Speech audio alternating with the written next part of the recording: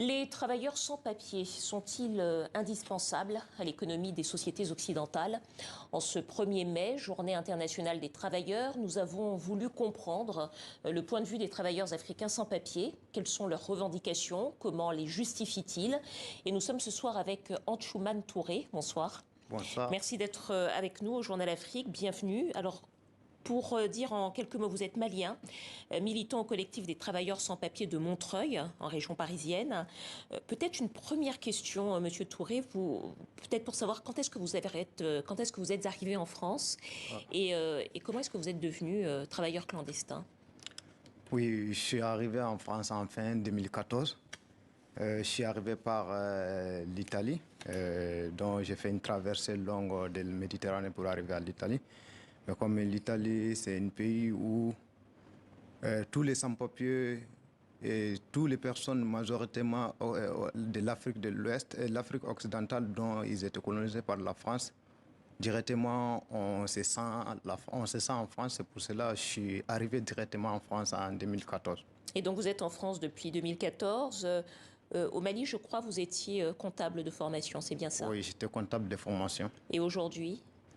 Aujourd'hui, parce que depuis au Mali, bon, du coup, je n'ai pas eu la chance de continuer parce que j'avais en tête, quand je faisais ces formations de comptable, d'être un expert comptable. Malheureusement, avec la difficulté dans ma famille, je n'ai pas pu aller loin sur mes études. Mais quand je suis venu ici, j'ai fait 8 mois, je n'ai pas cherché à travailler. J'ai cherché à essayer de taper sur toutes les portes pour pouvoir essayer de m'intégrer à la société française, pour pouvoir apprendre les atouts que j'ai. Mais malheureusement, je n'ai pas eu la chance pour pouvoir continuer parce que soit ils disent que la manière dont je suis venu en France, ce n'est pas légal, soit ils disent que mon âge est un peu avancé.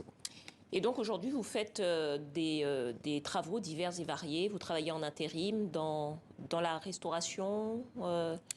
Oui, bien sûr, je ne parle pas qu'Anchouman Touré, mais je vais essayer de parler sur tous les sans-papiers ou tous les travailleurs immigrés qui se trouvent en France. Alors, pardonnez-moi, je vous interromps, Monsieur Touré, mais justement, pour parler de tous les travailleurs en situation irrégulière, comment est-ce qu'on fait quand on est en France, en situation irrégulière, pour se loger, pour travailler, pour avoir une vie à peu près normale? Moi, je viens d'une ethnie soninké. D'habitude, c'est les gens qui se trouvent dans les foyers migrants, des travailleurs des foyers migrants dont ils habitent là-bas. Quand tu viens, soit tu trouves un de tes cousins ou tu trouves des parents qui sont là-bas. Du coup, quand tu viens directement, ils vont te trouver, même s'ils n'ont pas de moyens, ils vont te trouver des logements pour pouvoir se loger. Mais pour accéder au travail, c'est tellement compliqué. La loi française dit que quand tu es sans papier, tu ne peux pas travailler.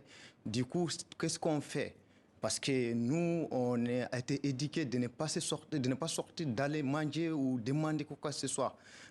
Qu'est-ce qu'on fait? On demande soit de travailler en noir, soit de demander un titre de séjour d'une personne de ta famille pour pouvoir aller demander de travail. Généralement, majoritairement, on travaille sur cette base par l'alliance dont on appelle... En clair, vous travaillez avec les papiers de quelqu'un d'autre. De quelqu'un dont on appelle l'alliance... Oui.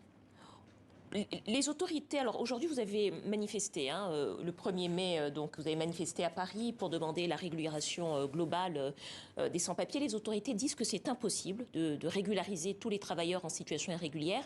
Est-ce que vous comprenez cet argument ou est-ce que selon vous, est-ce que vous dites qu'il y a une hypocrisie de l'État? Oui, je ne peux pas comprendre cet argument de la part de l'autorité française parce qu'aujourd'hui, ça ne coûte rien à eux de régulariser tous ces travailleurs sans papier. Mais d'une part, ça leur avantage parce qu'aujourd'hui, parce que surtout le régime de Macron aujourd'hui, tout le monde le sait, c'est le président de Russie. Du coup, qui sont ces entreprises qui nous exploitent, ces entreprises qui ont des avantages parce qu'ils ne payent rien et ils utilisent ces sans-papiers, par exemple, pour connaître directement que tu es un sans-papier. Soit ces patrons essaient de mettre sur d'autres travaux dont ce n'est pas... Donc vous êtes en train de dire que le travail des sans-papiers, ce n'est pas seulement dans des petites entreprises en France, non, mais aussi dans des grosses entreprises, dans des grandes entreprises et chez les riches, comme vous disiez. Oui, parfois c'est dans les petites entreprises comme les ménages, mais certains sont aussi dans les grosses entreprises dont aujourd'hui, je peux même citer des cas dont aujourd'hui, il y a 6 mois, il y a nos camarades qui sont dans les piquets de grève qui ont travaillé à RRC, DPD et Chronopost. Et aussi, aujourd'hui, Chronopost, tout le monde sait, c'est une entreprise d'État. Du coup, mais ces gens-là sont en train de réclamer pour être régularisés, mais ils ont eu des CERFA dans les entreprises, dont aujourd'hui l'État et la préfecture de police refusent catégoriquement pour essayer de régulariser ces personnes. Parce que pourquoi ils refusent de régulariser ces personnes? Parce qu'ils ont de leurs avantages. Parce qu'aujourd'hui, quand ces personnes soient régularisées, ils auront acquis à tous les droits, dont tout, comme les autres Français. Mais après avoir eu les papiers, ça veut dire que tu vas réclamer beaucoup de droits, comme le congé payé, comme d'autres, dont aujourd'hui, ces sans-papiers, ils sont privés de tous ces droits de travail. Et donc, ce que vous êtes en train de nous expliquer à mots couverts, c'est qu'en réalité, c'est utile pour les sociétés d'avoir des sans-papiers parce que c'est ce qui permet de garder une certaine précarité dans la société, d'occuper certains postes, certains métiers. Oui, c'est vraiment utile pour eux parce qu'aujourd'hui, quand on regarde même sur les tracés de la préfecture aujourd'hui, les sans-papiers étaient majoritairement régularisés par le filière de la loi qui a mis Valls pour pouvoir. C'était le moment où ça permet de régulariser beaucoup de personnes. Mais aujourd'hui, quand tu rentres, pour pouvoir prendre des rendez-vous, c'est tellement compliqué parce que cette structure est tellement saturée. Donc ça s'est rendu compliqué, oui, peut-être à dessein. J'ai une dernière question, Monsieur Touré. En quelques mots, il nous reste peu de temps. À Montpellier, vous avez participé au contre-sommet Afrique-France en 2021. Et là, vous avez écopé d'une OQTF, c'est-à-dire une obligation de quitter le territoire français. Concrètement, ça veut dire qu'aujourd'hui, à n'importe quel moment, la police française peut venir vous arrêter et vous remettre dans un avion pour le Mali. J'ai envie de vous demander pourquoi est-ce que vous prenez le risque de témoigner à visage découvert à la télévision ce soir?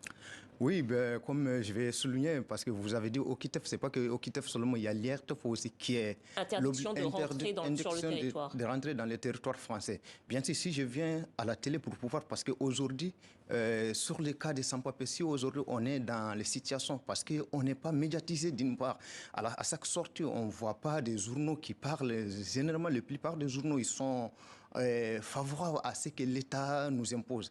Et aujourd'hui, si je suis sorti, c'est pour pouvoir dénoncer, c'est pour pouvoir mettre en garde la politique qui est en train de mener le gouvernement actuel. Peut-être en sortant, je peux être arrêté, mais quel qu'en soit que je viens ici ou pas, parce qu'aujourd'hui, à chaque sortie, tu as une boule au ventre.